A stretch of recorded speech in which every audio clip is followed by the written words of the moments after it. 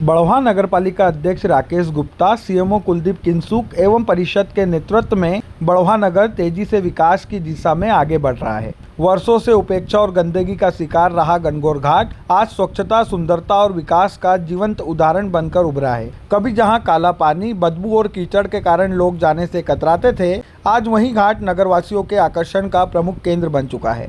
एक समय ऐसा था जब गणगौर घाट का नाम सुनते ही लोगों के मन में गंदे नाले जैसी तस्वीर उभर कर आती थी। श्रद्धालु केवल परंपरा निभाने के लिए यहाँ पहुँचते थे, लेकिन अब हालात पूरी तरह बदल चुके हैं। साफ और निर्मल पानी, आकर्षक घाट, बेहतर सफाई व्यवस्था और सुंदर वातावरण ने इस स्थल को नई पहचान दी है। सुबह शाम यहाँ लोगों की आवाजाही लगातार बढ़ रही है। बच्चे पानी में स्नान करते नजर आ रहे हैं तो बुजुर्ग घाट की सीढ़ियों पर बैठकर सुकून के पल बिताते दिखाई दे रहे हैं। नगर पालिका परिषद द्वारा लगातार चलाए जा रहे सफाई अभियान, जल संरक्षण और सौंदर्यीकरण के कार्यों ने गणगौर घाट को नया जीवन दिया है। इस बदलाव में नगरपालिका अध्यक्ष राकेश गुप्ता एवं सीएमओ कुलदीप किंसुक की सक्रिय भूमिका और सतत मॉनिटरिंग को नगरवासियों ने सराहा है। प्रशासनिक स्तर पर उनकी मेहनत और योजनाबद्ध कार्यप्रणाली के कारण विकास कार्यों को गति मिली है।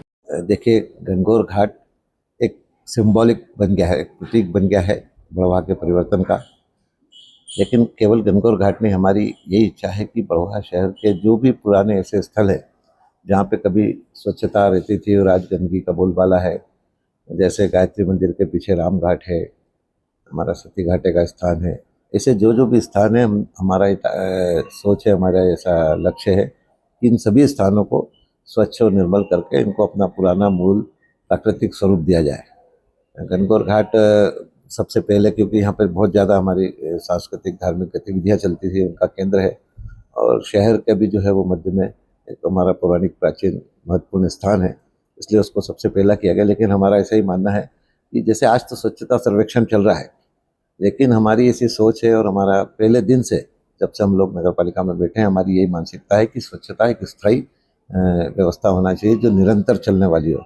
साथ ही हमारा प्रयास है कि बड़ौहा शहर के लोगों के स्वभाव में, संस्कार में स्वच्छता समाहित हो, जिससे लंबे समय तक ये लोग शहर के लिए, अपने समाज के लिए एक अच्छा काम कर सकें, क्योंकि स्वच्छता में ही जो है देवी देवताओं का वास होता है। इसलिए आने वाली पीढ़ी की, वर्तमान पीढ़ी के स्वास्थ्य को भी स्वच्छता जो है वो सबसे ज़्यादा प्रभावित करती है। और हमने इतने दिनों में अनुभव किया है कि एक मानव स्वभाव है कि जहाँ पे थोड़ी बहुत भी गंदगी होती है, वहाँ पे लोग जो है वो और गंदगी करते हैं, उसको कूड़ादान बना देते हैं, हर व्यक्ति आके वहाँ पे। लेकिन जहाँ स्वच्छता होती है, वहाँ पे आदमी थूकने में भी विचार करता है, पाउच अपना है, कुछ पान गुटखा खाए तो पाउच फेंकने में भी विचार करता है। तो हम यही चाहते हैं कि ऐसी स्थिति बने कि जहाँ पे लोगों को गंदगी करने का अवसर नहीं दिखे, गंदगी करने में एक हेजिटेशन हो। इसी शहर को एक निरंतर स्वच्छता का मुकाम हम लोग दिलवाना चाहते हैं। और इसमें सबसे बड़ी आवश्यकता, सबसे बड़ी महत्व अगर है तो वो जनता की भागीदारी का है।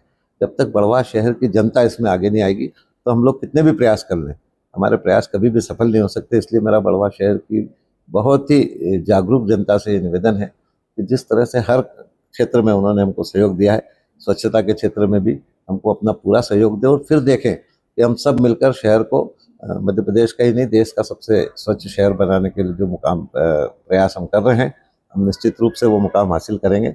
और बड़ौहा शहर के लोगों से मेरी पूरी उम्मीद है, पूरा विश्वास है कि इस क्षेत्र में भी हमको हर क्षेत्र की तरह जो है वो बड़ौहा शहर के लोगों का विश्वास, सहयोग, समर्थन मिलेगा और इसलिए हम अपना लक्ष्य प्राप्त करेंगे, इसमें कहीं कोई शंका नहीं है।